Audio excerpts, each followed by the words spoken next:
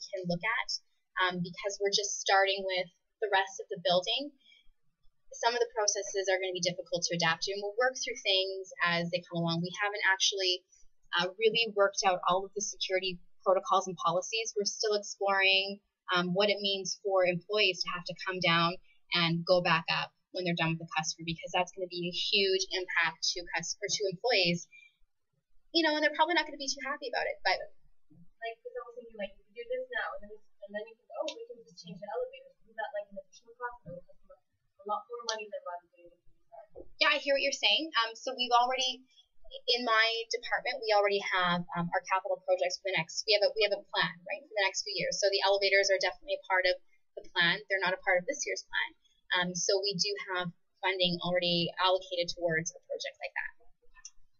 The challenge currently is, as much as we like to do everything at once, there's only so much money available in terms of prioritization. Yeah, we'd want to be able to do it in a quarter. Yeah, but I was just saying that they have thought about it to see like the different costs. So like we spent like first 1 million here, and then next week, we could have done this. Okay, we spent 2 more. But where do you get that money at the time?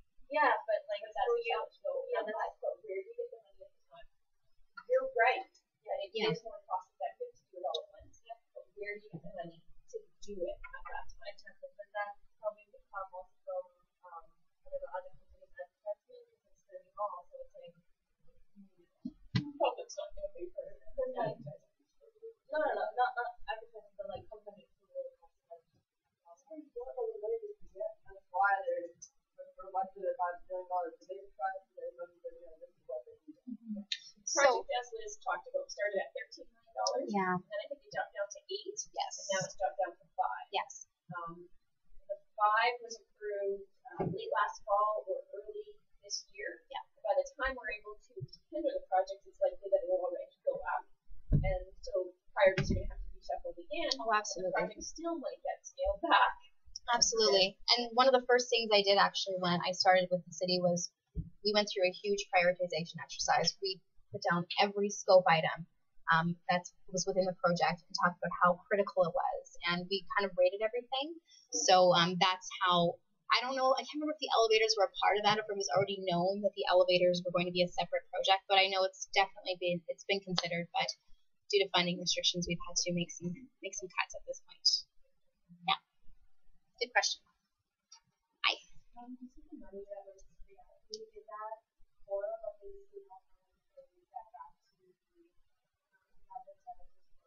That's a really good question. I actually can't tell you that right now, but it's something. No? Okay, no. It was surplus. Okay. Yeah, it was surplus from other projects, so it doesn't have to go back anywhere. Yeah.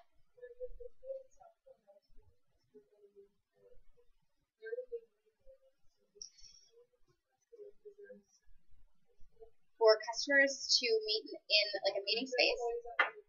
Yeah. It depends. So in the majority of cases, we're hoping they'll meet on the main floor. Sorry, this is kind of half a renovated picture and half an existing picture. So I mentioned that this is our forum space right here. So we still have our cafeteria back in this corner, but we will have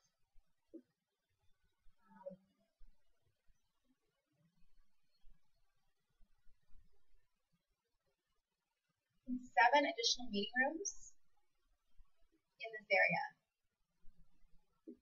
So here's a corridor right here. When a customer comes in and let's say they need to meet in a meeting room, so it's probably going to be a scheduled appointment if they're meeting in a meeting room. If they go talk to these ambassadors, they might tell them, okay, you're in, the Buick room. So the customer will automatically come here because they'll still have access over here where the cafeteria is. And then the employee will just come down and meet them in whatever room. If they don't have a meeting space booked out, we also have these additional meeting rooms kind of back here, and they're more little touchdown stations. So there's a desk and a workstation. So if you need to have a quick one-on-one discussion or even a 15-minute discussion, you can meet in this space back here. So these rooms are not bookable. But in the case that a customer has to go up, they have to report here to security. and the employee, as of right now in this model, would have to come down and meet them at the security desk and bring them back up. Did that answer your question? Okay, good. Hi. So how exactly is this going to affect other businesses in regards to getting documents to other employees? Like, I know normally you can take the documents directly to the person that you need to take it to. Would they then be sitting at a desk all day, or would they get directly posters? So the idea right now is that the ambassadors would accept every incoming document. So they'd accept courier documents. If you came in and you said, okay, I need this to get to John Smith in HR, they would put it down. They would take the package for you and they put it in a holding area. So the holding area could be behind this desk or in a secure room right here. And they would immediately call up, or they'd log into the system, say, Kyla's here with your package. So they would have to come down. If they knew that if it was time sensitive, it would be daytime stamped, and then they'd have to come down and pick it up themselves. It'd be part of like their regular mail run they already do, going down to our basement to get their mail.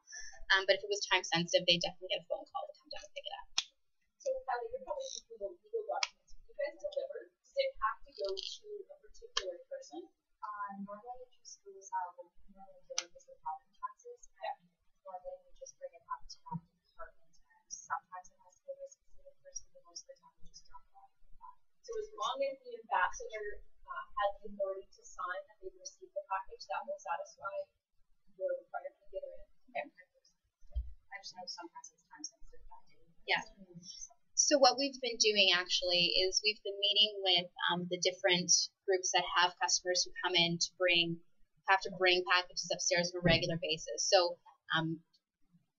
like tax, for instance, would be working with our ambassadors to ensure there's a service level agreement in place. So when they know when these types of documents come in, they have to be called right away to come down and pick them up, or they have to be daytime stamped, so everything's tracked and recorded.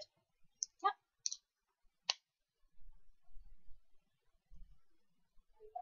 Hi.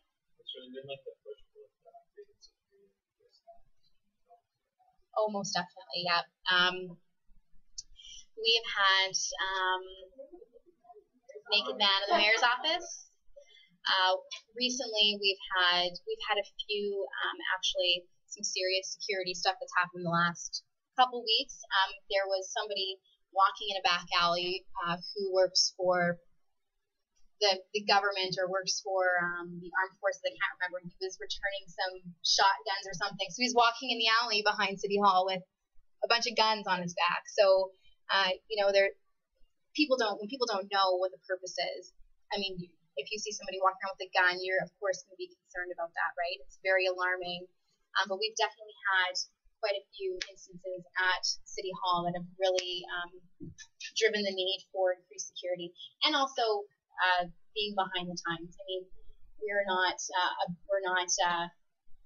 an organization or a tower that we can say we're doing the best practices for security in a corporate organization. Yeah. Listen to the employees, but they feel that there is a gap for the security, and they feel that their workplace space it's interrupting when this public comes in on the floor. So, Definitely. I mean, there's obviously some mixed emotions, right? So when this project began back in 2008, when I wasn't a part of it, they did a lot of focus groups. They did focus groups with employees. They did focus groups with the public. They did tours across Canada of city hall towers. So there is definitely a need that's been expressed by both the public and employees. But there are still employees who don't want that personal interaction taken away from their workstation when they are interacting with regular employees. So those employees might feel that security is overkill because they have those regular customers. But they've definitely expressed a need. There have been some that expressed a need for increased security at City Hall. Hi.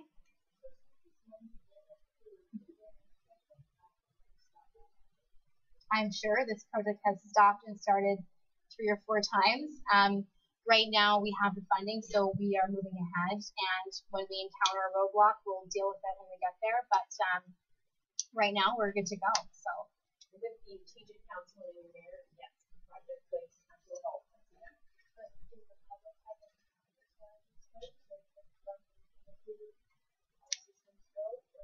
budget? I'm not sure what. It would come through council Okay, yeah. more than the public, unless a really large group of citizens rallied around it. For some reason, sometimes the groups that are rallying against the station. But even a large group of citizens would have a tough time unless they could get council on their side. At the end of the day, it's council that votes on the budget. They have the council that votes. Definitely on that note, you're saying people might be concerned that it's going to bring up our taxes. It's saying the taxpayers bill them. You know, if it's going to. Is that going to be a big issue? I can't answer that right now. It's definitely something I can look into and have Barb follow up with you on. I'm not really sure how it all works. I don't ever manage the budget, so but it's definitely something I can take away. The way budgets are done municipally, you tend to have the money first and then spend it afterwards. So this project in particular, because it was extra money from a whole bunch of projects, the money is actually sitting in an account already. If council changes their mind and decides to spend it somewhere different, that's definitely their prerogative. But doing this project in particular doesn't impact any tax increase, with the exception that you could say, well, there's $5 million, and we have a 3% tax increase. Why not take that $5 million and instead of doing city hall, do something else so that it only needs to be a 2% increase? So you could justify it that way, but based on how budgets are deliberated, the executive team looks at all of the different opportunities that the municipality has: road, sewer, city hall, recreation, and allocates a certain amount of funds to each. And then they start to calculate how much money do they need to get to that particular number. And depending on council's directive, if council says yes, we can comfortable with a 3% tax increase, then they usually try and work around that number. If council says no increase, which is what happened in the first couple of terms that Pat Bianco was there, then the executive team is left to budget with absolutely no increase. And that's one of the reasons that as a municipality we're having some of the struggles that we are now, because we weren't keeping up with a lot of our infrastructure upgrades and improvements.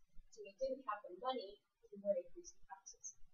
One of the challenges that people tend to forget about at the municipal level, when the economy is good, and I'll think on a Canadian basis, people are spending money, thus they're paying more tax, they're paying more GST, they're paying more PST.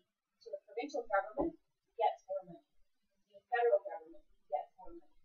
But when the economy is good, the municipality is actually at a loss because more people move into the community, but our tax dollars really don't pay the cost of service that's required.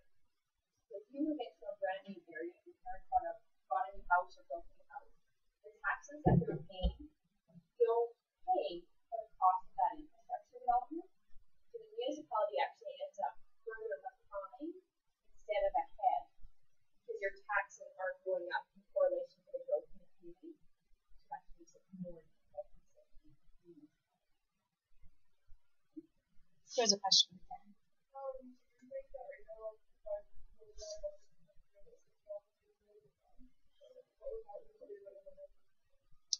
I've never been on a project where we've run out of money except for this one, where we had to go through the whole process again of bringing it to ELT for approved funding.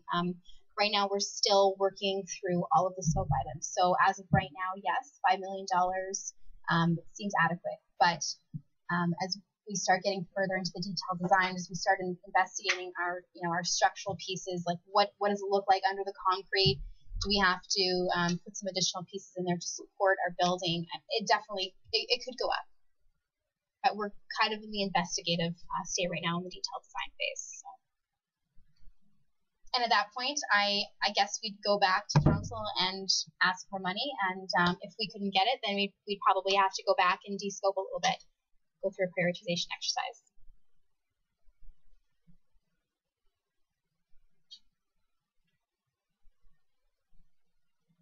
Anything else? Okay. Well, thank you very much, Liz.